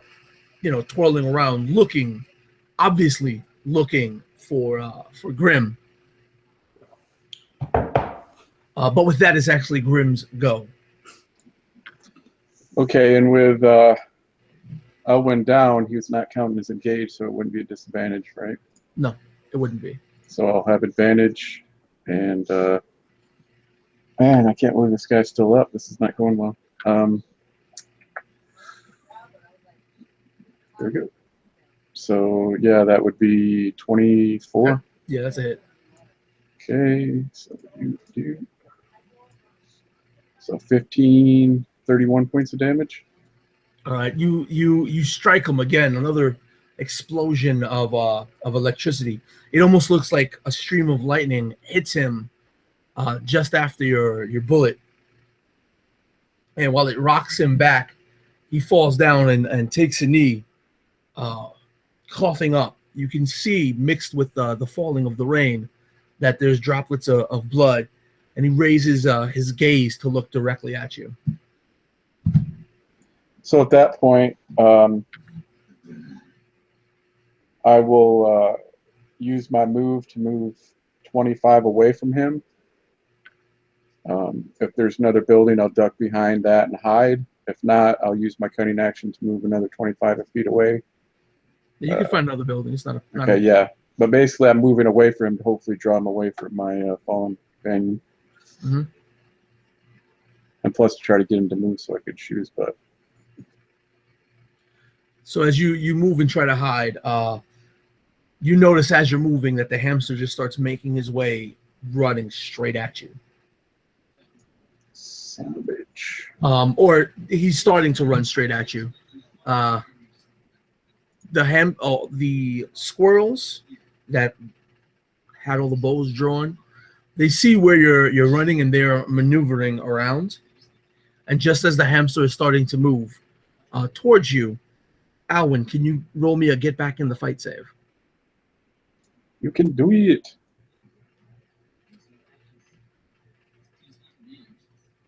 I didn't. I rolled a 3. So you gain a level of haggard. No, you don't gain a level of haggard. You gain Can a you failure. use inspiration for get back in the fight? Oh yeah, actually, I'm gonna do that. Okay. Actually, that's thanks for reminding me that. I was thinking of it for. Okay, I failed. Sorry, I'll go back silent. Okay, so you gain 1 failure, 2 more, and you're down and out. So yes, again, at this time, even though Alwyn is obviously still breathing, the hamster is just charging at he charges past the first building and he's charging directly at the second building, reaching heartbeats away from you, Grim. But you know that you have a fairly good hiding spot on the other side. But he's almost there. He's almost at you. He's close enough that you can see that he's actually riddled with not only your bullets, but like just the sheer amount of damage levied upon him from your ally as well. He looks like there's no reason he should be standing right now, but he is, and there's anger and fury in his eyes. Okay, that's encouraging.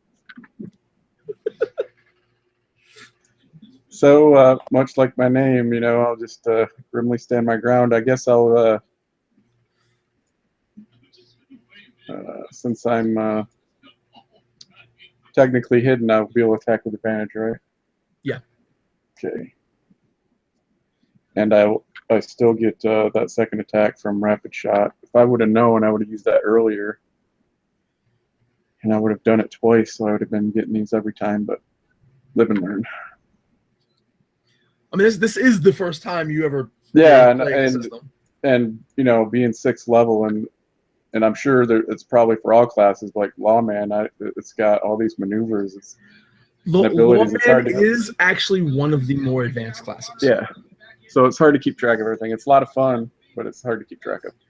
Okay, so for the first attack, it would be 19. No, it would be 22, and because it's advantage with the second attack, it'd be 20. They're both hits. Okay. So between both hits, should be a nice chunk of damage here. 7, 9, 17, 17, 16, so 49 points of damage. 49 points of damage? Yep. Well, actually, I don't know. Do I get that?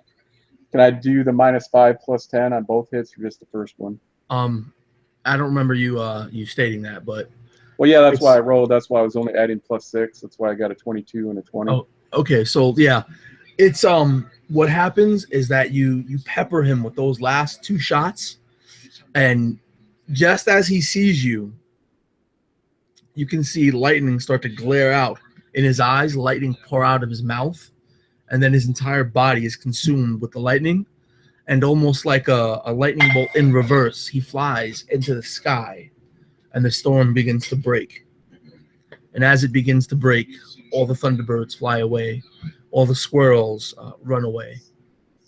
Essentially, mechanically, what this guy is doing is a live another day maneuver that can be taken after they're defeated, and each player would be awarded one experience point for him using that maneuver. Okay. Yeah, so basically, is you see this as Grimly sets himself as he sees this, what he believes now is like this undying creature charge at him. He brings his gun up, doing the fast fire as the first bullet hits, and he continues, almost reaching him to the point where he can feel the lightning breath kind of tickle his chin, and then he'll kind of flinch and stumble back as this thing explodes into the sky, and then he'll just kind of blink and look around as the he disappears, and there's the sudden quiet and calm.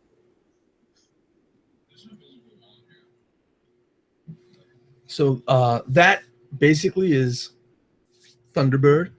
That's SMTT. For anyone who was watching or will watch this in the future, what these fine gentlemen managed to defeat was a slightly modified War Hamster Praetorian. The rules for the War Hamster Praetorian, I believe, are in the beginner game, in the Reign of the Squirrel King. I hope you enjoyed watching. I hope you guys enjoyed playing, and we're going off air.